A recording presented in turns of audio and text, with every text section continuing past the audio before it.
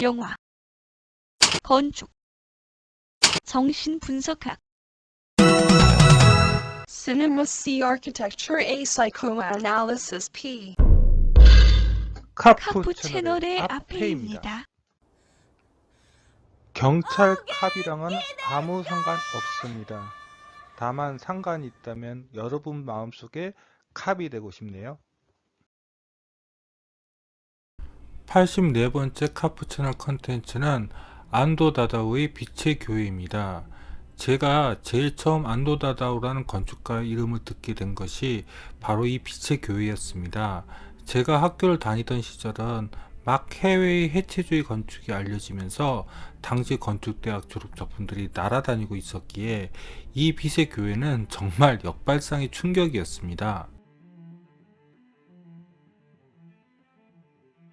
하지만 그 당시는 인터넷도 없었고 안도의 건축 작품들을 소개하는 책자도 몇 없었기에 빛의 교회 외관이 이렇게 밋밋한지도 잘 몰랐습니다. 그리고 빛의 교회에 이렇게 본 예배당 말고 주일학교도 안도가 디자인한지도 잘 몰랐죠. 그때 어떻게 건축 공부를 했는지도 잘 모르겠네요. 90년대인데도 불구하고 정말 아무것도 모르던 시대였던 것 같습니다.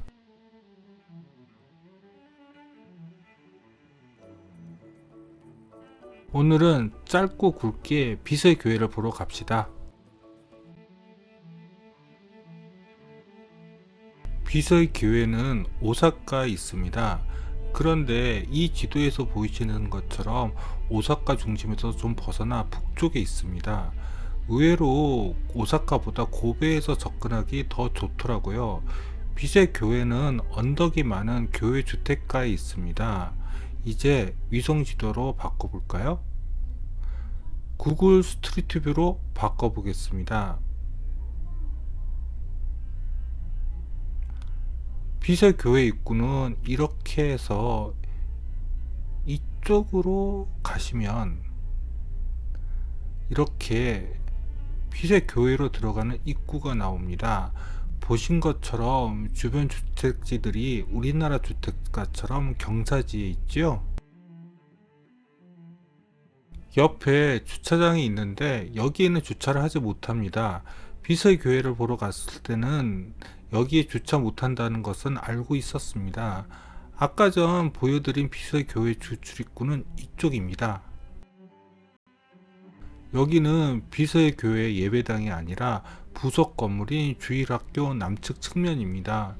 물의 교회를 밤에만 봐서는 잘 모르겠고 빛의 교회 노출 콘크리트는 안도 특유의 작품이라서 그런지 약간 노후된 느낌이 듭니다. 이쪽이 바로 빛의 교회 예배당의 십자가창이 있는 쪽 외부입니다. 그런데 빛의 교회는 외부가 잘 나오지 않더라고요. 왜냐하면 주변에 전봇대랑 나무가 너무 많아서 건물을 가립니다. 안도도 자신의 초기 건축이 폐쇄적인 이유가 일본 주택지 주거 환경이 너무 안 좋아서 외부를 보는 창을 극도로 아꼈다고 했답니다. 여기가 바로 예배당의 동측 측면입니다. 그런데 조경도 어떤 계획이 있는 것 같지도 않고 또 사진을 찍을 때마다 왜 이렇게 전선은 사진에 잘 걸리는지 모르겠습니다. 조금 더 다가가서 찍으면 또 건물 전체가 나오지 않습니다. 이렇게만 보면 이 작품으로 안도가 어떻게 세계적인 명성을 얻게 되었는지 잘 납득이 되지 않습니다. 단순한 박스형 노출 콘크리트에 사선의 가벽을 가로질러서 만든 것 뿐인데 어떻게 이 건물이 안도를 21세기의 전 세계적인 건축가의 지위로 올라가게 만든 것일까요? 저쪽으로 들어가시면 이제 빛의 교회 예배당과 주일학교 그리고 목회실로 들어갈 수 있는 조그마한 중앙 중정이 나옵니다. 그런데 빛의 교회 주변은 너무 평범하죠? 자, 그럼 중앙 중정에서 예배당과 주일학교로 들어가는 공간을 살펴볼까요? 먼저 예배당과 주일학교로 들어가려면 중앙 중정에서 이쪽 가벽 안쪽으로 들어가야 합니다. 바로 저 원형 가벽 안쪽으로 들어가는 주출입구는 이쪽입니다. 그런데 솔직히 이 원형 가벽이 이 공간과는 썩 어울리는 것 같지는 않습니다. 원형 가벽 안쪽에서 가벽과 주출입구를 살펴본 것입니다. 물의 교회에서도 이야기하는 것처럼 안도는 벽 전체를 다 막지 않고 저렇게 틈을 잘 냅니다. 이런 식으로 구조체를 다루는 것은 안도가 처음 한 것은 아닙니다. 루이스 칸의 솔크 연구소를 보면 여기도 저렇게 벽을 다 막지 않고 일부러 틈을 내서 마감하는 경우가 보입니다. 안도는 르크루지에만큼 루이스 칸의 건축에 영향을 많이 받았다고 생각합니다. 특히 노출 콘크리트의 질감은 확실히 칸의 건축을 닮아 있습니다. 예배당과 주일학교 사이에는 가벽으로 만들어진 공간들이 있습니다. 이 공간에 대해서는 비설교회를 다루는 많은 분석들이 놓치는 경우가 많다고 개인적으로 생각합니다. 물의 교회와 달리 비설교회 가벽은 건물 사이를 비집고 들어가 디자인되었기에 스케일상 잘 인식이 되지 않는 경우가 많은 것 같습니다. 하지만 이후 안도의 작품에서 이런 경향들의 공간들이 많이 나타나기 때문에 어쩌면 그 공간들의 시작이 여기가 아닌가 하는 생각을 합니다. 특히 저 좁고 높은 벽 사이의 계단은 다른 안도의 작품에도 많이 보입니다. 안도의 건축 작품들을 많이 보게 되면서 한 가지 떠오른 생각이 있었습니다. 안도는 마치 건축대학생들이 학생 작품들을 하듯이 참 여러 가지 시도를 해본다는 생각이요. 그리고 마치 스터디 모델을 만들듯이 실제 건축을 만들어 본다는 생각이요. 이런 부분도 정말 건축대학 3학년이 폼보드로 만든 스터디 모델 같다니까요. 주일학교와 가벽이 만든 휴식 공간을 한번 볼까요? 안도가 또 영향을 많이 받은 건축가로 멕시코의 루이스 바라간이 있습니다. 바라간도 시끄러운 멕시코 시티의 도시 소음을 차단하고 더러운 도시 풍경이 건물 내부로 들어오는 것을 막기 위해서 하늘로 오픈된 공간들을 건축에 자주 사용했죠. 안도가 멕시코까지 갔다는 이야기는 못 들었는데 루이스 칸이 루이스 바라간의 영향을 많이 받았으니까 간접적으로 칸을 통해서 영향을 받은 것일까요? 이 휴게 공간은 바라간의 건축을 연상시키지 않나요? 그에 비해서 바로 앞에 있는 주일학교 인면은 좀 평범해 보이네요. 일본은 유럽만큼 날씨는 좋지 않더라고요. 거의 한 달 가까이 일본 답사를 다녔는데 맑은 하늘을 그렇게 많이 보지는 못했습니다. 오사카가 도시라서 그런가? 하늘만 맑았으면 정말 멋졌을 텐데요. 비설교회 외부에 사용한 벽부등입니다. 내부에서 쓴 것이랑은 많이 다르지만 이게 더 심플하고 마음에 듭니다. 비설교회는 좁은 대지 내에 건물을 세 채나 몰아 넣었습니다. 예배당, 주일학교 외에도 목사가 사는 목회실도 여기에 이렇게 지어 놓았더라고요. 1989년 도면을 보면 목회실이 조그마했는데 다시 중축해서 이렇게 크게 지어 놓았습니다. 이 건물까지 안도가 설계했는지는 잘 모르겠는데 느낌상 아닌 것 같습니다. 목회실과 주출입구 사이에 이렇게 조그마한 화단 같은 것이 있습니다. 근데 이건 좀 아니지 않나요?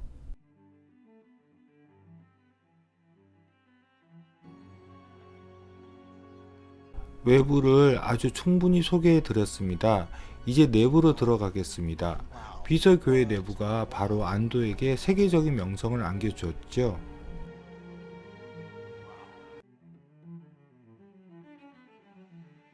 예배당은 서측 전면창과 가벽을 통해서 내부로 들어갑니다. 예배당으로 들어가는 입구입니다. 유리 커튼홀과 가벽들이 좁은 공간에 있다 보니 입구 부분은 좀 좁게 느껴집니다. 하지만 가벽과 예배당 벽이 이루는 예각은 참 묘한 느낌을 들게 합니다. 여기가 바로 예배당 내부입니다. 정말 십자가라는 저 벽면 하나로 안도는 21세기를 대표하는 전 세계적인 건축가로 성장해 나갑니다. 어쩌면 컬럼버스의 달걀처럼 누구나 생각은 할 수 있지만 실제로 해본 적이 없는 디자인이라고 할 수 있겠네요. 하지만 안도 이전에 먼저 그 디자인을 실행하려고 했던 건축가가 있었습니다. 비서의 교회가 세워지기 전 루이스 칸의 후보 유대교 회당 천창 계획안에서 유사한 아이디어가 나왔습니다. 물론 천창 디자인이긴 하지만요. 만일 칸이 죽지 않았다면 안도는 정말 표절 걱정해야 했을 것입니다. 그런데 건축 디자인은 표절을 인정하지 않지? 예배당 재단과 동측 측면 내부를 같이 바라본 것입니다. 저는 개인적으로 안도의 건축은 코르비지에보다는 칸의 건축에 더 영향을 받은 것으로 느껴집니다. 외부의 햇빛을 끌어들이는 코르비지에의 방식은 칸의 것보다 훨씬 더 복잡하고 미묘합니다. 하지만 빛을 내부로 끌어들여서 빛과 그림자로 내부를 꾸미는 것은 칸이 코르비지에보다 훨씬 더 낫지요. 예배당의 동측으로 파고든 가벽은 생각보다는 내부에서 그렇게 느껴지지 않습니다. 이것이 안도가 실용적인 면을 생각한 것인지 아니면 충분히 스터디가 안 된 것인지는 잘 모르겠습니다. 예배당 뒤쪽에는 원래 파이프 오르간이 없고 그냥 노출 콘크리트 벽면밖에는 없었습니다. 그래서 가벽으로 들어오는 빛들이 노출 콘크리트 벽에 그림자를 만들어 주었는데 이제는 그걸 기대할 수는 없겠네요. 이 빛의 교회를 주로 답사하러 온 사람들이 중국인들이더라고요. 일본인들은 이미 다 봤는지 별로 없고요. 그들이 한 차례 구경하고 나갈 때까지 기다렸다가 이 컷을 건졌습니다. 물의 교회와는 다르게 여기는 정말로 교회입니다. 그런데 투어는 또 평일보다는 일요일에 더 시간이 많이 나더라고요. 그런데 보통 교회는 주일에 교인들로 엄청 붐비지 않나요? 진짜 궁금했던 것은 저 십자가 창의 틈이 유리 없이 그냥 뚫려 있는 것인지 아니면 뭔가를 막혀 있는 것인지였습니다. 그런데 실망스럽게도 저렇게 유리 프레임을 벽체 안에 숨겨놓고 유리를 끼워 넣었더라고요. 그냥 유리 없이 뚫려 있었으면 더 멋졌을 텐데요. 저렇게 천장과 벽 사이를 살짝 띄워 놓은 것은 원래 꼬르비지의 시그니처 디자인입니다. 바로 롱샹이 그렇게 되어 있지요. 답사 갔을 때 날씨가 안 좋았기에 만일 정말 햇빛이 좋을 때 이 빛의 효과가 어떨지 정말 궁금하긴 합니다.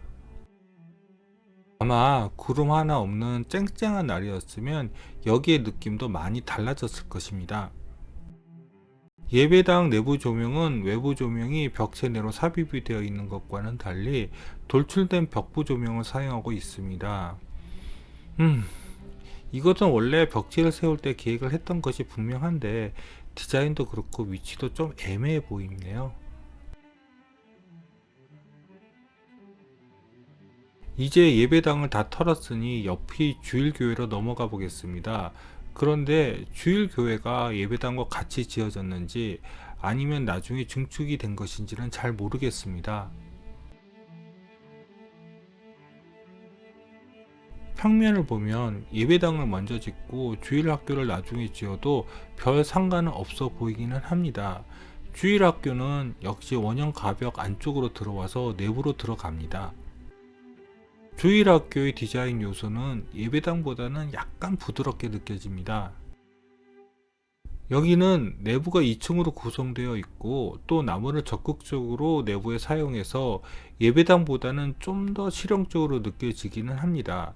비서교회 투어 예약 확인을 바로 저 안쪽에서 합니다. 티켓은 팔지 않는데 당연하듯이 기부금을 요구합니다. 그렇게 큰 금액은 아니지만요. 하지만 근본적인 내부 공간 구성은 예배당과 비슷합니다. 가벽이 주일학교 내부 매스에 침입해 있는 것도 그리고 측창이 바로 옆에 붙어 있는 가벽을 향해 있는 것도요. 예배당과는 다르게 중앙 중정 쪽으로 창이 나 있어서 여기서는 중정이 보입니다. 기부금을 받을 때 이메일도 적게 하는데 지금도 정기적으로 여기 교회 홍보 메일이 옵니다. 그것도 한글로요. 매번 지우는 게 좀 귀찮기는 합니다. 비서의 교회는 오전에 고베에서 로꼬 집합주택을 들렀다가 답사를 왔습니다. 주차할 데가 없다고 해서 걱정 많이 했는데 오는 길에 여기에 차를 세울 수 있는 주차장이 얼핏 보이더라고요. 구글 지도에서 보니 걸어서 7분이면 괜찮은 것 같아서 여기에 주차를 하고 그리고 이제 걸어갈 채비를 했습니다. 한번 구글 스트리트 뷰로 볼까요? 예, 저기입니다. 저기에 주차를 하고 이렇게 걸어갔습니다. 경사가 생각보다 급하지요. 이제 나이가 들어서 이렇게 걸어가는 거 좀 힘들었습니다. 제가 또 그 도볼 때는 그 구글 그 지도를 잘 못 보거든요. 고생 좀 했습니다.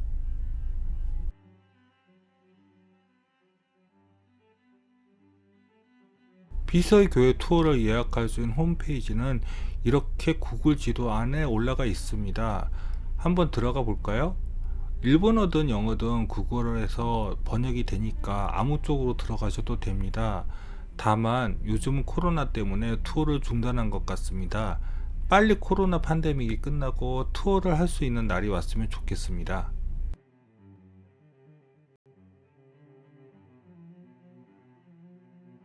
안도를 유명하게 만든 빛의 교회이기는 한데 생각보다는 그렇게 와 하는 건물은 아니죠. 안도의 건축 작품들은 사진이 정말 잘 나옵니다. 그 예배당의 십자가형 창이 있는 그 벽면 사진 하나가 컸지요. 그럼 다음 컨텐츠 기대해 주시고 구독과 좋아요 부탁드리며 이상 카프 채널의 아페이였습니다.